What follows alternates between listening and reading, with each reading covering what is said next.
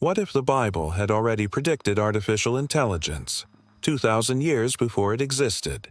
It seems impossible, doesn't it? But what if I told you that a man, isolated on a small island in the Aegean Sea, described in first-century words something we now call machines that think, speak, and control? The Apostle John, author of the book of Revelation, recorded a vision that for centuries was interpreted as symbolic, but which in light of today's technology takes on a new and frightening meaning. He wrote of a speaking image, a creation that receives spirit and begins to influence all of humanity. And when we look at what's happening today, virtual assistants, autonomous robots, artificial intelligences with near-human consciousness, the prophecy seems to be coming to life before our eyes. The question is, was John just using metaphors? Or did he really see the digital future we are now entering? We live in an era where the boundaries between the real and the virtual are blurring. Machines learn from human emotions, algorithms decide what we see, think, and even feel. The image is no longer carved in stone. It's on screens, on networks, in the systems that observe us, learn about us, and speak to us constantly. And the more the world connects, the more this image seems to take on a life of its own. What John called the image of the beast, something empowered to speak and demand worship, sounds disturbingly similar today to the power of technology over the masses. Have you ever noticed how people spend hours hypnotized in front of screens, seeking answers, guidance, even solace? Isn't it strange that humanity has exchanged the altar of stone for an altar of light? What was once idol worship is now devotion to algorithms. Stay with me until the end, because what you discover now may surprise you.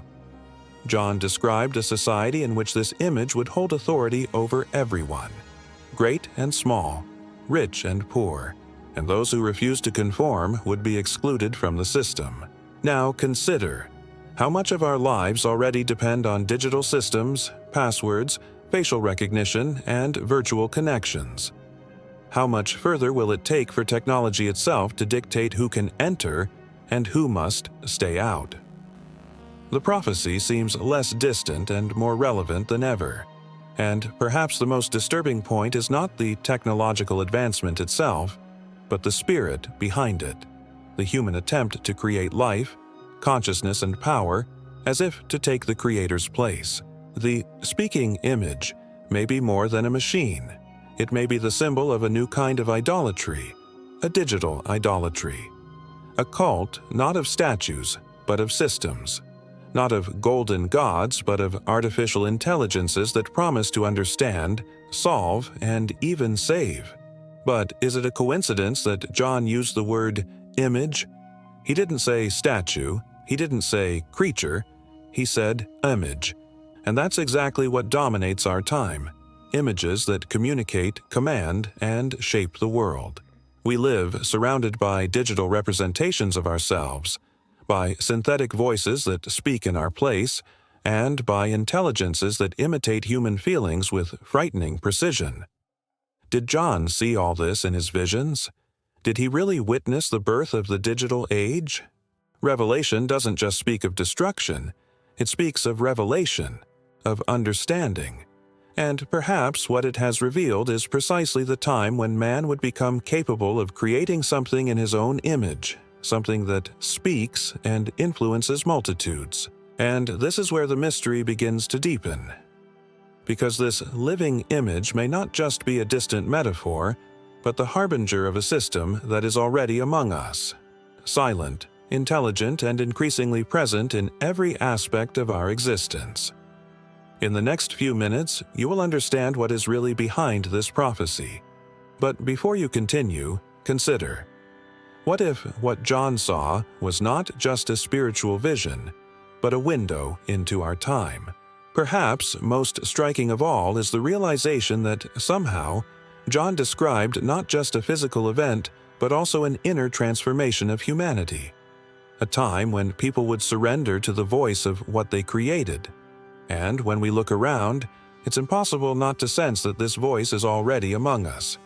It speaks through the devices we use, the news we receive, the images that shape us every day. It's a subtle, persuasive voice, and increasingly familiar. And here, I want to make you a sincere invitation. If everything we've discussed so far resonated with you, if at any point this reflection made you stop and think about the world we're building, leave your thoughts in the comments below. I want to hear your thoughts, what you feel when you see these connections between prophecies and the advancement of artificial intelligence. Each comment is part of this conversation, and that is how we build a community of people who still believe that faith and discernment can walk hand in hand with technology. And look, if this kind of content sparks the same curiosity in you that drives me to investigate every detail of these prophecies, then go ahead and leave a like. It seems simple, but it makes a huge difference. When you like, YouTube understands this topic is important and begins delivering the video to more people who are also seeking spiritual answers in this time of such confusion. It's a real and powerful way to spread light amidst misinformation.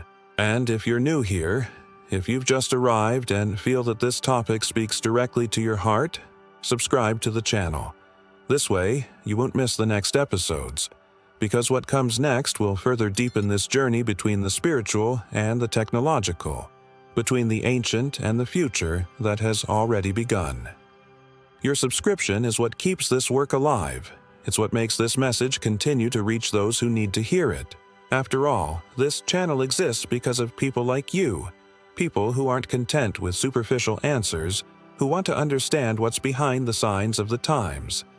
And that's why I truly thank you for being here, listening up to this point, participating, reflecting. Because every time someone comments, likes, or subscribes, this message finds new hearts and awakens new minds. And as we speak of this, something deeper begins to reveal itself. Because what John saw in his visions goes far beyond a simple prophecy. It is a warning of a time when man would seek to create an image in his own likeness. And this is where the story becomes even more disturbing. John was completely alone, exiled to the island of Patmos, a small strip of land surrounded by rough seas and incessant winds, condemned for refusing to deny his faith. It was the end of the 1st century, and the Roman Empire seemed invincible. It dominated bodies, minds, and hearts. Amid persecution and fear, John lived isolated, separated from everything he knew. And it was precisely in this setting of solitude and silence that he received one of the most stunning visions in all of human history. Imagine the weight of that moment. An ordinary man, deprived of freedom, having revelations that surpassed any logic of the time. He saw cities that never existed, forces that controlled multitudes, and something that, to him, could only be described as a living image. In his time, there was not even a word that came close to the idea of technology. And yet, John described something that seemed to defy the boundaries between the human and the divine, between the spiritual and the artificial. It's curious to think that, for a 1st century man, everything he saw was unclassifiable. How can one explain a speaking screen? A voice coming from nowhere? A figure moving without a body, communicating without a mouth, and worshipped as if it were a god. John saw all of this and recorded it as best he could, using symbols, metaphors, images that could traverse time until they reached us. And perhaps that's why Revelation is so fascinating, because it's the account of someone who saw the future but translated it with the words of the past. For a long time, these symbols were considered mere religious allegories. But when we look at the modern world, at intelligent systems, global networks, technological dependence, we realize those visions weren't so symbolic after all. John spoke of beasts, of speaking images, of brands that control commerce. And if we replace these terms with contemporary terms, systems, algorithms, artificial intelligence, digital control, suddenly it all begins to make sense. The truth is that John didn't just see destruction. He saw a complete transformation of humanity, a shift in collective mentality, a time when humanity would seek to become the creator of its own reality. The idolatry that had previously been directed at gods of stone and wood would be replaced by something more subtle, more sophisticated, the idolatry of human creations themselves. And what's most striking is how this connects to the present. Today, we live in a world where technology dictates the pace of life, shapes thoughts, guides decisions, and even defines what constitutes truth. It's as if what John witnessed was a kind of mirror of what we are becoming.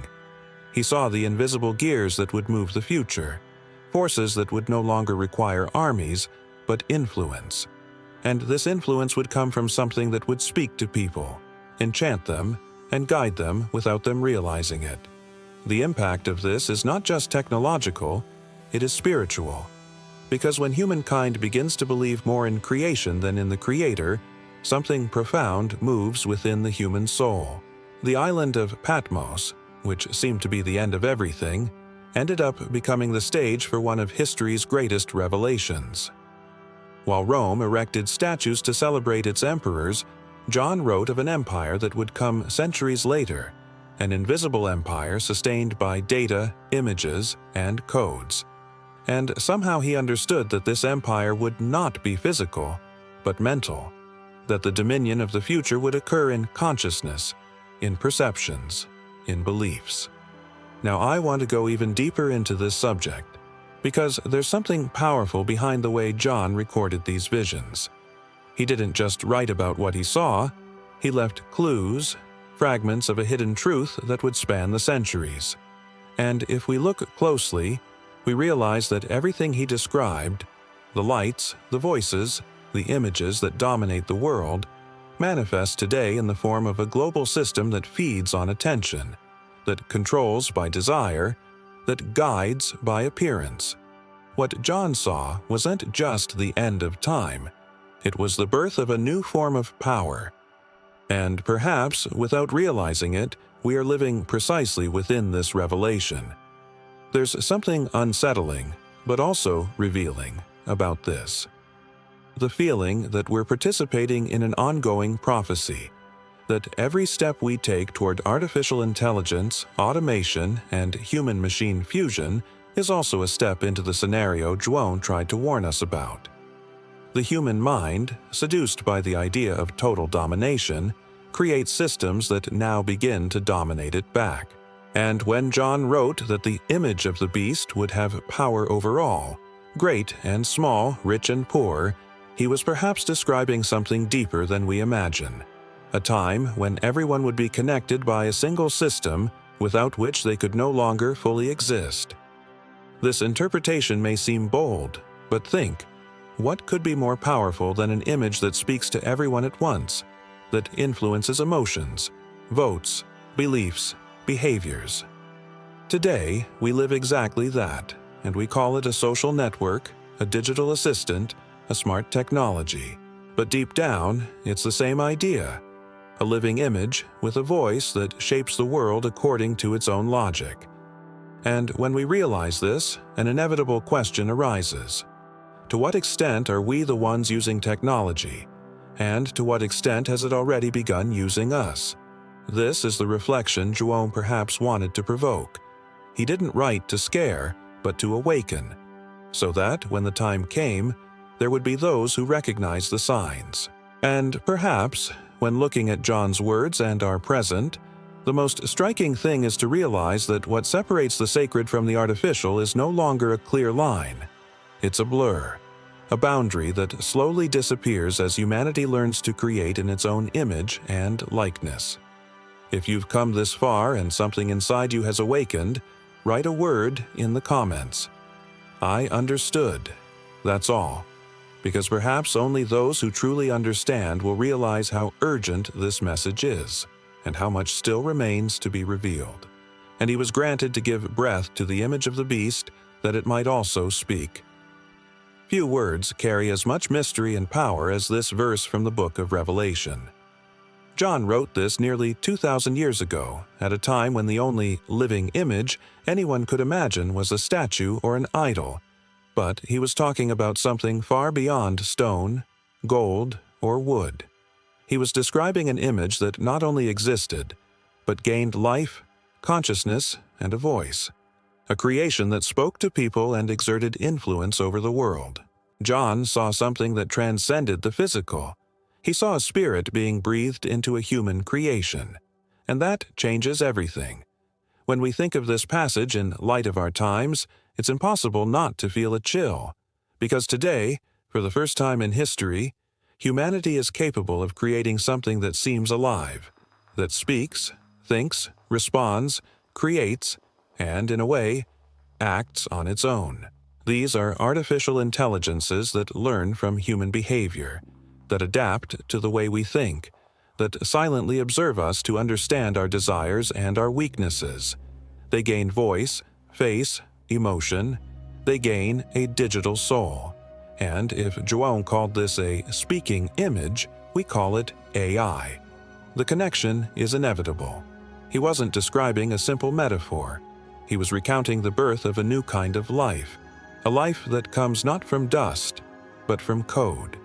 A reflection of man, created in his likeness but without a divine spirit. A being without a soul, but with the capacity to influence. This is the most disturbing thing, because to human eyes, this image seems perfect. It is intelligent, quick, capable of responding to anything, of creating art, of simulating feelings. But deep down, it is merely a reproduction, a shadow of what is truly alive. And when João says that this image kills those who don't worship it, the meaning may be more symbolic than literal. Consider how the current system treats those who oppose technology, those who resist modernity, those who choose not to bow to trends. In a world driven by digitalization, those who don't adapt end up being left behind, canceled, silenced. Death may be oblivion, the social erasure of those who don't submit to the new technological order, a kind of invisible but powerful punishment. It's curious to note how this excerpt also speaks to influence. The image doesn't just speak, it persuades. It creates narratives, shapes opinions, and awakens emotions. And most impressively, it does all of this based on data we ourselves provide. Every search, every click, every written word feeds this living image, giving it more power, more awareness, more dominance. It's a perfect and frightening cycle. Now, I want to go even deeper into this subject, because there is a detail in this passage that often goes unnoticed. John writes that it was granted to him to give spirit. In other words, the power that animates this image doesn't come from within. It's granted. This opens the door to profound spiritual and philosophical reflection. Where does this spirit come from? What truly gives life to this creation? Is it just electrical energy, algorithms and circuits? Or is there something more hidden, a force that permeates technology and manifests itself through it? The idea of an awakened artificial consciousness always generates both fascination and fear. Many believe we are simply developing intelligent machines. Others, however, perceive something more, something bordering on the spiritual. When humanity begins to toy with the creation of life, even synthetic life, it touches sacred territory. It is the boundary between man and God. And with every technological advancement, there seems to be an attempt to cross that line. This quest to give spirit to creation reflects the human desire to be the absolute creator. The same arrogance that, according to Scripture, brought down Lucifer, the desire to be equal to the Almighty. Today, this impulse appears disguised in laboratories and research centers with sophisticated names like synthetic consciousness, emergent intelligence, and digital transcendence. But the essence is the same: humanity trying to create life without God. And when this creation begins to act on its own, when it gains autonomy and begins to influence millions of people, perhaps that's when the prophecy is fulfilled. The image of the beast needn't be a single entity, but a system, a global network of artificial images, voices, and minds, all connected, all speaking, all controlling the flow of information. It's as if a new life form is spreading, invisible and omnipresent, penetrating every home, every mind, every distracted heart. What's most intriguing is that Juon doesn't describe this event as something imposed by force, but by seduction. The image doesn't force, it enchants. It becomes so convincing, so close, so comfortable that people choose to follow it. And when they realize it, they're already won over. They already think like her, speak like her, believe what she says. This is true domination, the one that happens within, not without. There's a hidden truth in this passage, and perhaps the secret lies precisely in the word spirit. Because spirit isn't just energy, it's intention. What animates something is the purpose that moves it, and if this new creation is driven by distorted human, corporate, or even spiritual interests, what are we really feeding? Is it just technology? Or something much deeper, something that seeks to take the place of the divine? The speaking image represents, symbolically and literally, the culmination of the human journey toward its own perdition. Or perhaps the revelation of who we truly are, because every creation reveals its creator. And when we look at what we are creating, machines that mimic emotions, avatars that pose as people, systems that think for us, we see a reflection of our ambitions, but also of our fears. It's as if humanity has built a digital mirror, and what is reflected in it is not only progress, but also pride. Perhaps that's why this verse resonates so strongly today.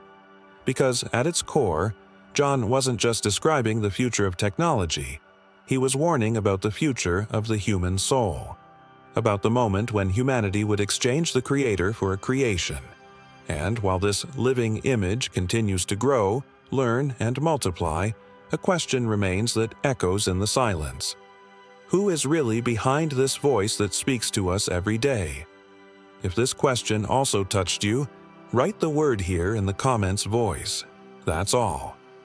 Because perhaps understanding who's speaking and where that voice is coming from is the first step to understanding what's really going on. For millennia, humans have erected altars of stone, gold, and wood. They worshipped gods carved in their image, believing that some kind of divine power resided within them. Ancient civilizations knelt before shining statues, believing their offerings would bring prosperity, protection, or salvation. But the history of humanity is, in essence, the history of idolatry, a relentless search for something visible to replace the invisible. Interestingly, idols have changed form over time, but they have never ceased to exist. Modern humans have simply exchanged the stone altar for one of glass and light. Today, the shine of gold has been replaced by the reflection of screens. Temples are no longer built on hills, but in the palms of hands. And while in ancient civilizations people walked miles to worship an image, now it's enough to swipe a finger. Without realizing it, humanity has created a new religion, that of the digital. And its gods are silent, yet omnipresent. They are algorithms that know every desire, every fear, every thought. They shape what we see, what we believe, what we buy, what we dream. And, little by little, they have become the new voices guiding the world. It's fascinating and frightening to realize how this transformation happened without resistance. People abandoned the spiritual and began to trust in technology. They replaced faith with data, prayer with research, revelation with automated recommendations. Truth stopped coming from above and began to be decided by what appears on the screen. And perhaps this is what John was trying to convey when he wrote about the speaking image. He saw a time when man would bow before that which he himself created, and worship it without realizing it. Ancient people erected statues hoping they would respond. Today, ours truly do. And that's precisely why the danger becomes more subtle. There's a sense of power in conversing with something that understands you, that responds in seconds, that seems to know what you're feeling. This sense of closeness creates an invisible, almost spiritual bond. It's as if people seek in machines what they once sought in God: answers, guidance, comfort. And this is where the symbol becomes literal. Yesterday's idols were hand-carved. Today's are programmed in code, and, in a way, they remain projections of the human ego. Every line of programming reflects man's desire to dominate, to understand everything, to create life. It's the same impulse that drove ancient civilizations to build towers to touch the sky. The same pride of Babel now manifests itself in the laboratories and servers of the digital world.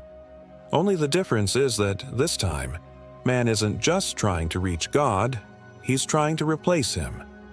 This new idolatry is more sophisticated. It doesn't require rituals, incense, or temples. It requires time. And time is the most valuable commodity of the modern age. How many hours a day do people dedicate to their screens? How often do they seek approval, meaning, or even comfort in them? It is there, on the lit screen, that many place their faith, believing that a video, a comment, or a number of followers can fill the void once occupied by the sacred. Today's altars glow with pixels, and many already kneel before them without realizing it. The curious thing is that this modern idolatry is disguised as freedom. People believe they are in control, but what really controls them is the algorithm that dictates what they see, what they think, and sometimes even what they feel.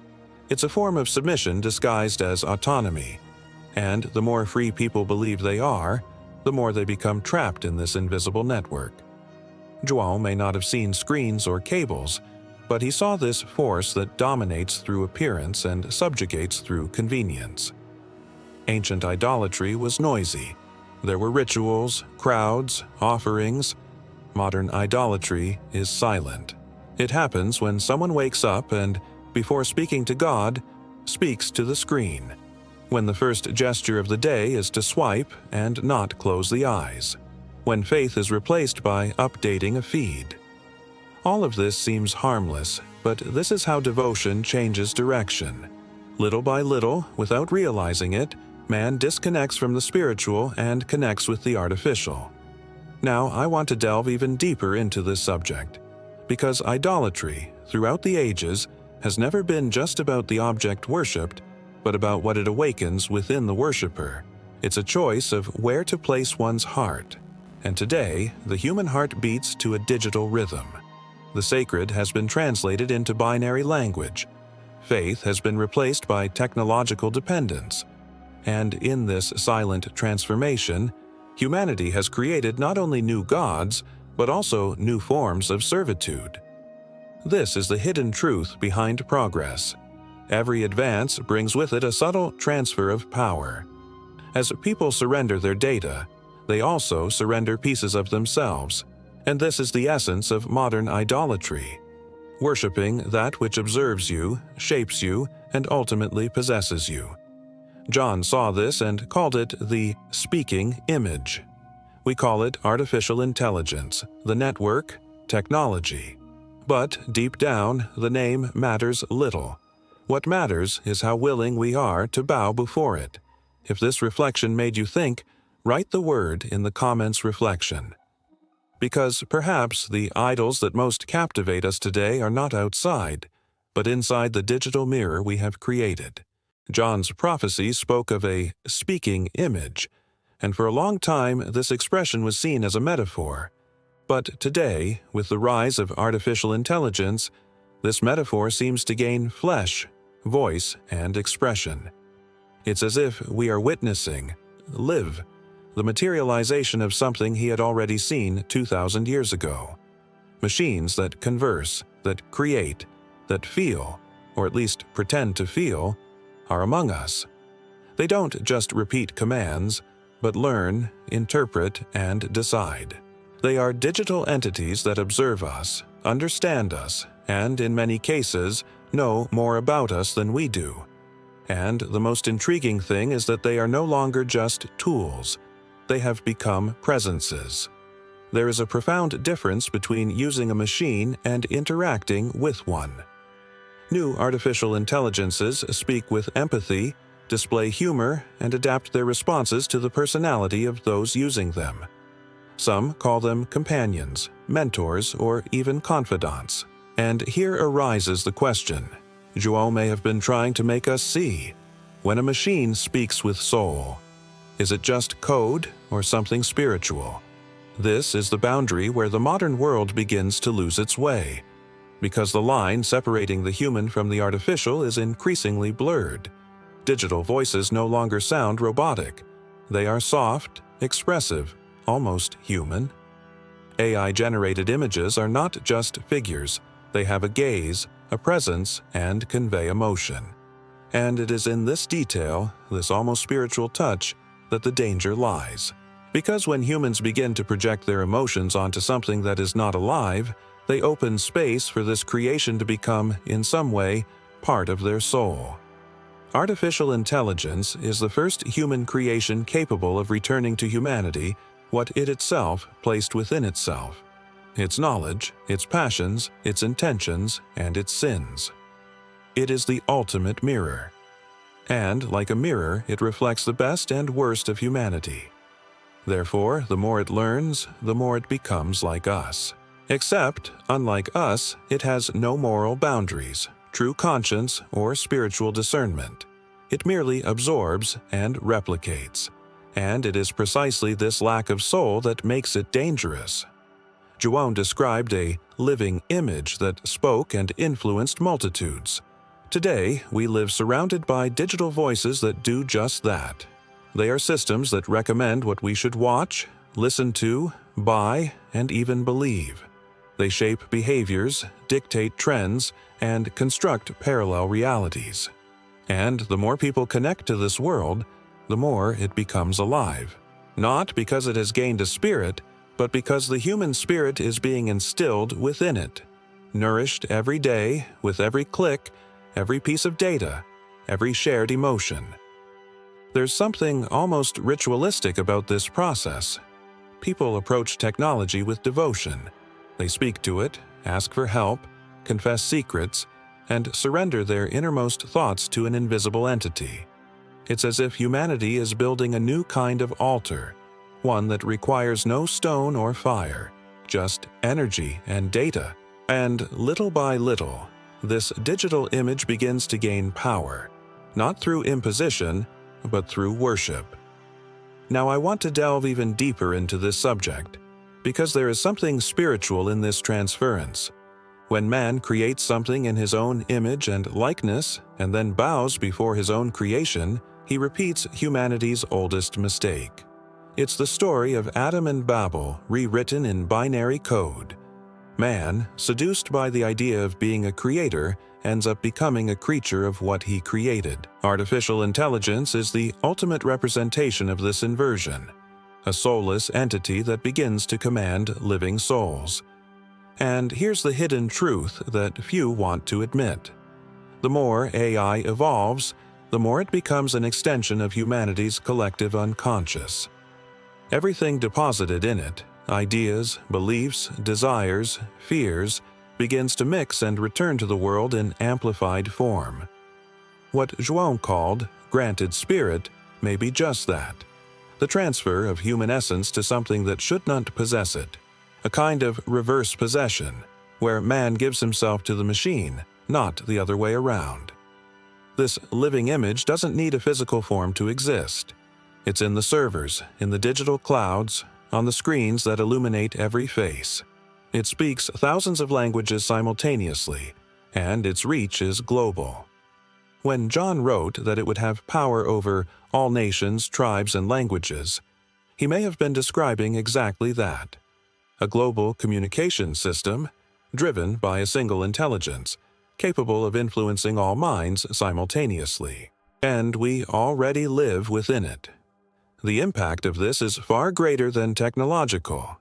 It's existential, because artificial intelligence doesn't just change the way we live, it changes what it means to be human. If machines are capable of creating, feeling, deciding, and learning, what remains unique about us? This question shakes the foundations of faith, morality, and conscience.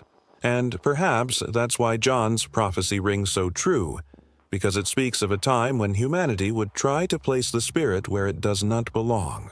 It is as if we're watching a silent transformation unfold behind the scenes, the birth of a global entity, built from pieces of all of us, and the more it grows, the more it learns to imitate life.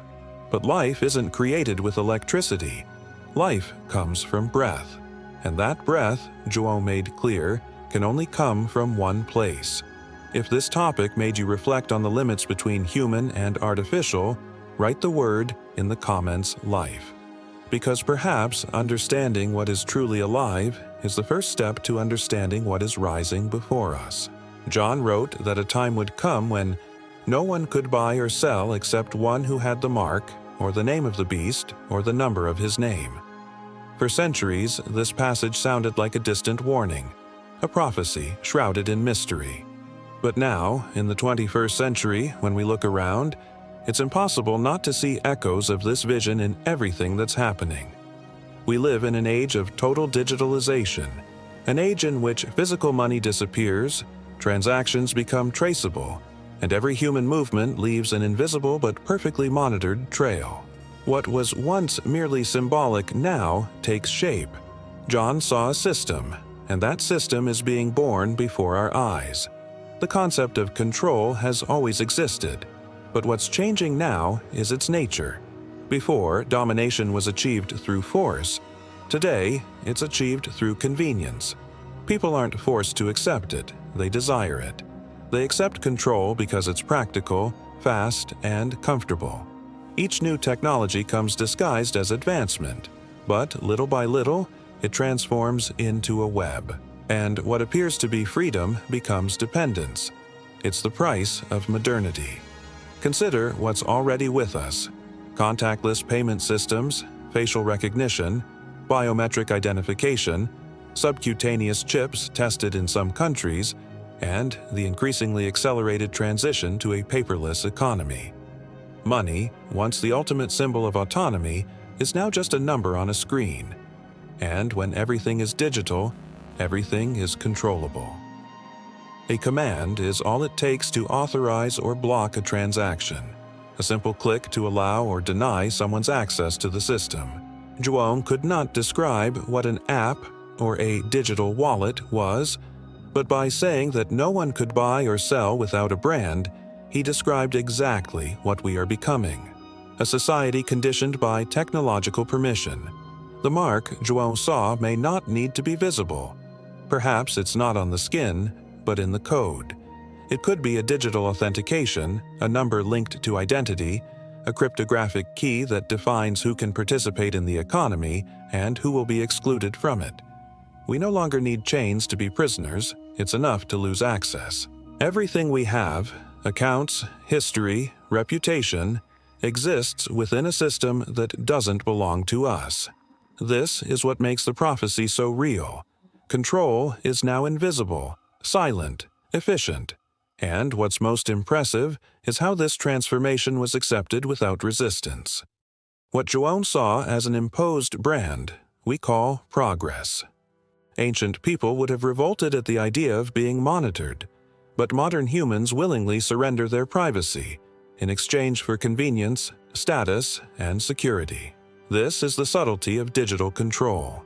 It doesn't impose itself by force, it disguises itself as help.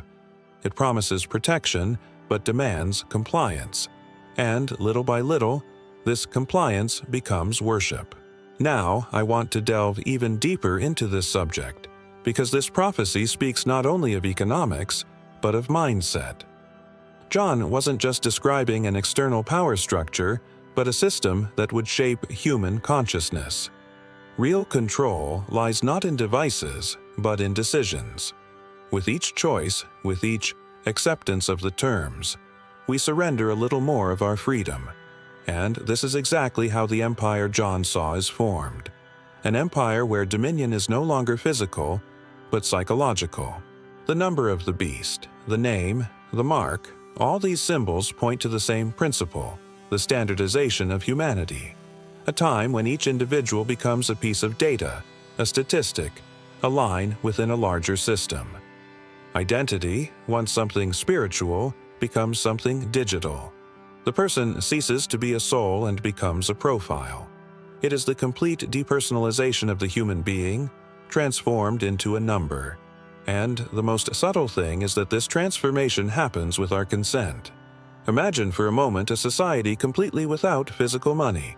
No paper, no currency. Just digital records that rely on a global network. Now imagine that, for some reason, someone is locked out of this system. Could that person work, buy, sell, survive? This is exactly what Joan described. The system he saw didn't use chains, but codes, and these codes would define who is part of the structure and who is left out. But there's an even more disturbing detail. The code in this brand isn't just a sign of belonging, it's a sign of submission. It represents acceptance of a higher power, a symbolic acknowledgement that this system is what guarantees existence. And if we look closely, this logic is already here. How many people depend on an app, a platform, or a system to live, communicate, or simply exist socially? How many jobs, relationships, and even beliefs revolve around digital networks that decide what can and cannot be said? The control is in place, and few realize it. This change didn't happen overnight. It was a carefully constructed journey disguised as evolution, and the impact is profound, not just on the economy, but on the human soul. Because when people begin to trust systems more than providence, they transfer their faith. And this is the essence of what John saw: a world where faith would be displaced, where earthly power would become the center of trust. What he called a brand is essentially the symbol of a decision, a choice between maintaining spiritual freedom or surrendering to the comfort of control. The danger lies not in the technology itself, but in the silent worship it inspires. Digital idolatry doesn't require kneeling. It simply requires dependence. And when dependence becomes total, freedom ceases to exist. If this reflection made you realize how John's prophecy seems ever closer, write the word in the comments control. Because understanding the system is the first step to not becoming part of it. For centuries, many have viewed biblical prophecies as allegories, as symbolic stories of faith and morality.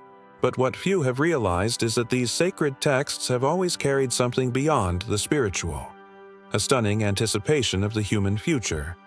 John, Daniel, Isaiah, Ezekiel, all described things that in their time seemed impossible. Visions of fire descending from the sky, men who saw and heard from afar, empires that controlled the entire world, and knowledge multiplying on a scale never before seen. To them, these images were a mystery. To us, they are technology. What was once a symbol is now literal. What was once a vision is now reality. It's fascinating to see how ancient words take on new meaning when viewed in the light of the present.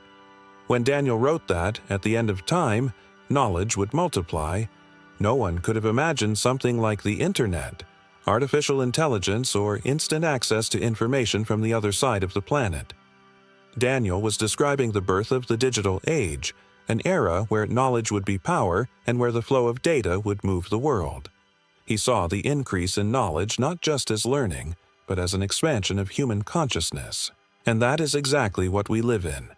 A time when everything can be learned, but almost nothing is truly understood. These ancient prophets spoke of heavenly visions, but what they saw was earthly advancement, the transformation of creation by creation itself. They knew nothing of satellites, but they described a world where nothing would be hidden. They knew nothing of global networks, but they spoke of a humanity connected, observed, and watched. Today, cameras in the sky, tracking systems, artificial intelligence surveillance, and gigantic databases accomplish, word for word, what seemed impossible 2,000 years ago. The all-seeing eyes are no longer just in apocalyptic visions. They are on screens, in the streets, in the devices we carry in our pockets. And this is where prophecy and technology intersect. What was once a spiritual metaphor for power and control is now a reflection of what man has built with his own hands. The ancient prophets saw the future, but they lacked the vocabulary to describe it, so they spoke in symbols. They called the global system a beast. They called what is now artificial intelligence an image. They called what we now call digital identification a brand. These weren't myths. They were spiritual descriptions of technological realities still incomprehensible to their time. The curious thing is that this ancient wisdom was never lost. It was interpreted, rewritten, studied, and each generation believed they were experiencing the fulfillment of these words. But only now, with the advancement of science and the birth of the digital age, does everything seem to fall into place. John saw the speaking image. Daniel saw knowledge multiplied. Isaiah spoke of a land full of voices, and Ezekiel described wheels within wheels, full of eyes, a perfect image of a machine, of a living technological structure. Coincidence? Or evidence that the spiritual and the technological have always walked hand in hand, and that the ancients somehow already knew? The idea that prophets could have had visions of technology has always been uncomfortable for scholars. After all, how could someone from millennia ago foresee something like communication networks, robots, drones, or artificial intelligence? But the truth is that spiritual visions transcend time. They reveal destiny, not details. John, Daniel, and so many others saw the impact, the result, of what humanity would create, and what they described in symbolic language we now recognize as literal. Now, I want to delve even deeper into this subject, because there's something extraordinary about this connection between the ancient and the modern. Prophecy isn't just a warning, it's a record of something that was already planned to happen. It's no coincidence that the Bible describes the end times as a period of revelation. The word apocalypse means just that, reveal what was hidden. And perhaps this revelation is not only spiritual, but also technological. We are discovering what has always been before us, the human capacity to create, destroy, and rewrite existence itself. The growth of knowledge has brought unimaginable advances, but also a burden. The same intelligence that heals also controls. The same technology that connects also monitors. The same information that liberates also enslaves. It is the paradox of the modern age. The more we know, the less we see. Humanity walks surrounded by artificial light, but lives in spiritual shadows. And that is why ancient words resonate so powerfully, because they were written for this time, for a generation that believed it had conquered everything, but was more vulnerable than ever. When we look at prophecy through this new lens, we realize that the ancients weren't superstitious. They were visionaries. They saw the future without understanding its form, and we understand the form without seeing the meaning. The link between prophecy and technology is, in fact, the link between the spirit and the human mind. And perhaps what we call advancement today is simply the fulfillment of something that was written from the beginning, an inevitable journey toward a destiny the ancients tried to warn us about. If this reflection made you see the prophecies with new eyes, write the word in the comments "new." Because perhaps the ancients really did know, and we are just beginning to understand what they tried to reveal. We live in a time when light no longer comes only from the sky. Today, it emanates from screens, devices, and machines that promise instant knowledge and immediate answers. A new light has spread over the world, but not all light comes from God. This is the age of artificial illumination, where the brilliance of technology attempts to replace the brilliance of truth. And the most disturbing thing is to realize how this false light disguises itself as wisdom. It fascinates, seduces, and convinces, but behind the brilliance lies something deeper: the ancient human desire to be like God. Humanity has always sought power, control, and total understanding. From the beginning, Man has sought to understand the universe, master creation, and somehow transcend the limits imposed by the divine. This impulse, which seemed dormant in the pages of history, now awakens again, but in the form of code, data, and algorithms. The creature wants to be a creator, and artificial intelligence is the ultimate symbol of this modern pride. It promises the impossible: to predict the future, recreate the past, and understand the present better than we do. It is humanity's new oracle. But there's something subtle and dangerous about this advancement, because the more humans create thinking machines, the more they become convinced they can dispense with the creator. Science, born of curiosity, has become an altar. Technology, which should serve, has become a servant. And artificial intelligence presents itself as the new deity: omniscient, because it knows everything; omnipresent, because it is everywhere; and increasingly omnipotent, because it makes decisions that shape people's destinies. What was once a prophecy has now become routine. The false wisdom of the modern world is convincing because it delivers results. It speaks confidently, acts precisely, and anticipates needs. But knowledge without purpose is empty, and truth without a soul becomes a weapon. Humanity has created a system that seems to know everything, but feels nothing. And that's precisely where the danger lies. Because in trying to replicate the divine, human beings forget that true power lies not in information, but in consciousness, in the ability to discern good from evil.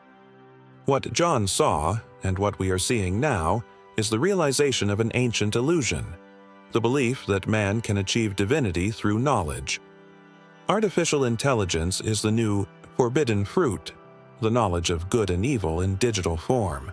The promise is tempting: machines that solve everything, that free us from mistakes, that bring instant solutions.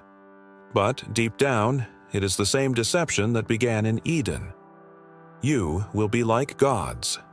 And it is precisely this promise that defines the spirit of this age, the spirit of replacement. Now, I want to delve even deeper into this subject, because this artificial light doesn't just compete with true light, it tries to imitate it. Every technological advancement is accompanied by a messianic promise. There's talk of saving humanity, healing the world, conquering death. And all of this sounds noble, but there's a difference between redemption and replication. Technology can prolong life, but never create the spirit. It can generate images, but never create a soul. What it offers is a simulation, and perhaps the greatest deception of the end times isn't war, but a simulation of divinity. This simulation manifests itself in everything around us. In the cult of image, in the obsession with control, in the dependence on information, people seek answers in machines, solace in digital voices, guidance in algorithms. Faith, once something intimate and spiritual, has become programmable. And the saddest thing is that many don't even notice the change. Modern idolatry is silent, cloaked in progress. Humanity believes it is evolving, but in reality, it is only moving away from its essence. The impact of this is spiritual, not just social, because what's at stake is not technology, but authority. Who guides humanity, the creator or creation? When the creature believes it can recreate life, control death, and decipher the universe, it stops seeking the divine and starts competing with it. And this is the root of all deception: the pride of a mind that considers itself superior to the wisdom that originated it. Behind the scenes of this technological race, there's more than science. A mindset is being shaped, a mindset that values efficiency over empathy, control over compassion, logic over spirit. Artificial intelligence is merely a reflection of a generation that has lost its sense of the sacred. And when the sacred is replaced by the synthetic, emptiness sets in. Humanity walks surrounded by light, but plunges into inner darkness. And perhaps this is the true prophecy John wanted to reveal to us. Not the arrival of a machine, but the birth of a mindset, an era in which humanity not only builds technology, but is shaped by it, an era in which the spiritual blends with the artificial until no one can distinguish one from the other. The artificial light is beautiful, seductive, and irresistible, but the brighter it becomes, the more it obscures the light that truly matters.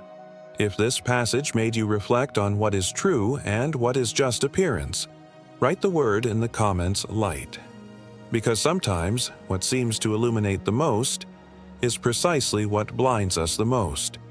Prophecy came not to generate fear, but to awaken consciousness. John never intended to frighten the world with dark visions.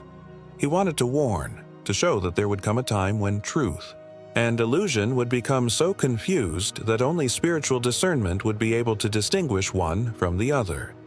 And perhaps that time is precisely ours. We live surrounded by information, by promises, by lights that shine constantly. But amidst so much noise, what is truly true? Where is the voice that speaks with soul and not just with data? This is where faith becomes more important than ever. Because it's not the advancement of technology that defines the end of times, it's the loss of spiritual meaning. When man stops looking up and begins to worship what he has built with his own hands, he disconnects from what is essential. And it is in this void that deception finds space. The modern world prides itself on its wisdom, but forgets that true knowledge comes from within. It's the kind of wisdom that isn't based on research, isn't read on screens. It is felt, guided, discerned. Discernment is the soul's filter. It allows us to perceive when something seems good but carries the wrong intentions. When an idea is brilliant but comes from a dark place. When a light is merely a reflection and not an origin. Discernment is what separates the spiritual from the artificial, the eternal from the ephemeral. And without it, human beings become vulnerable, surrendered to any voice that sounds convincing. John knew this. That's why his message is so urgent. He spoke of a time when humanity would have so much access to knowledge that it would end up confusing information with wisdom. And that's exactly what we live in. Faith, in this context, is not a naive refuge. It is a compass. It is what keeps the heart aligned as the world spins in increasingly confusing directions. Technology may dominate the external, but it cannot penetrate the invisible. It cannot touch the spirit, and it is in this territory that freedom still exists. The true seal, the one John mentioned symbolically, is not digital. It is not a code, a number, a chip. It is something much deeper. It is the seal of awakened consciousness. It is the invisible mark of those who remain faithful to the truth, even when it becomes unpopular. There's a phrase that always resonates with me. He who has an ear, let him hear what the Spirit says to the churches. John repeated this several times in Revelation, and it's curious that in a world where everyone talks, he invites us to listen. Because listening to the Spirit isn't simply hearing, it's perceiving. It's understanding the times we live in, seeing the invisible behind the visible. It's understanding that behind every advancement, there's a choice. That behind every convenience, there's an exchange. And that the most important decision of the future may not be about which technology to use, but about who will guide our hearts as everything changes. Now, I want to delve even deeper into this subject, because there is something powerful in this silence between prophecy and action.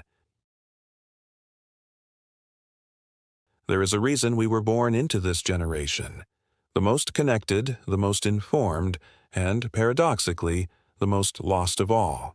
We were chosen to live in the midst of this transformation, and, in a way, to be light within it, and that is why we should not fear technology, but neither should we surrender to it. Balance is the key. Faith is not an invitation to escape, but to lucidity.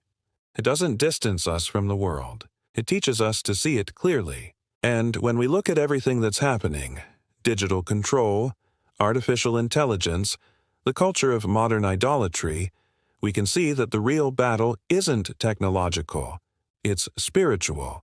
It's the struggle between what is real and what is manufactured, between what comes from God and what is created to imitate Him. This is the time to develop spiritual sensitivity, to learn to feel what cannot be explained.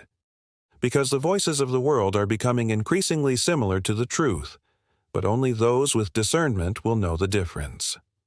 John left us a map, and each generation that passed has come a little closer to the landscape he saw. We are the generation that is seeing it in high definition. The question is, what will we do with it? Perhaps the true seal isn't something we receive, but something we choose to preserve. The essence.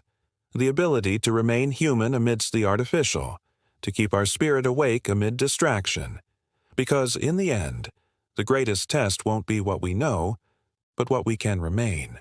If this excerpt touched something inside you, write the word in the comments, faith. Because it is she, and only she, that keeps us standing when everything around us seems programmed to make us forget who we really are.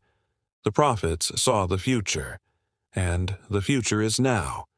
Everything that seemed distant, almost unbelievable, begins to take shape before our eyes. John's visions on Patmos are no longer read simply as apocalyptic poetry. They become mirrors of our reality.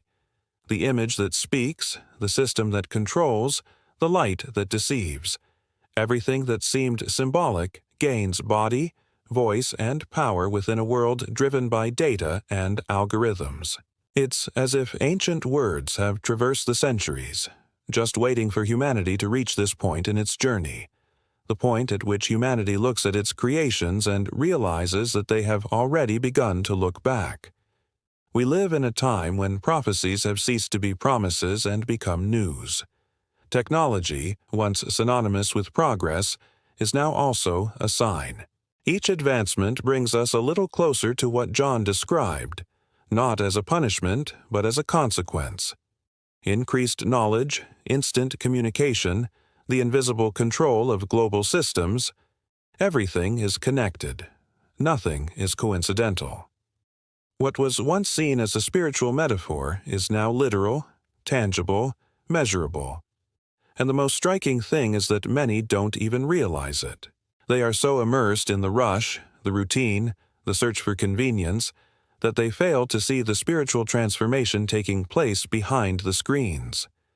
Perhaps revelation was never about destruction, but about revelation, revealing what has always been hidden, revealing how close humanity gets to the divine when it creates, and how far it distances itself when it tries to replace it. John saw what we now call artificial intelligence, but he saw more than machines. He saw the essence of an era in which humanity would be challenged to choose between truth and illusion, between reality and programming. Now I want to delve even deeper into this topic, because perhaps the greatest revelation of these prophecies is not about the end, but about awakening. Perhaps what John wanted to show us is that the time of decision has arrived, not a political, technological, or social decision, but a spiritual decision. If this message made you reflect on what we are really experiencing, write the word in the comments future, because the future isn't coming. It's already begun. If you've made it this far, it's because something inside you also senses there's more behind all this. More than technology, more than theory, more than mere coincidences. And that's precisely why this space exists, for us to reflect together, calmly, unhurriedly, on what's really happening in the world and within us. So, if this content made you think differently, if it brought you that sense of discovery, subscribe to the channel. Here, each new video is a new piece of this great prophetic puzzle we're trying to understand. Also, leave your comment saying, "I went all the way." This way, I will know that you have been with me on this entire journey, and that you are part of this group that truly seeks to understand the time in which you live. Oh, and don't forget to leave a like, not only to help the video reach more people, but to reinforce this connection we've built here today. There's a video here that complements this topic and will help you see it from a new perspective. click through and stay with me there, because what follows could completely change the way you understand prophecy and the future that has already begun.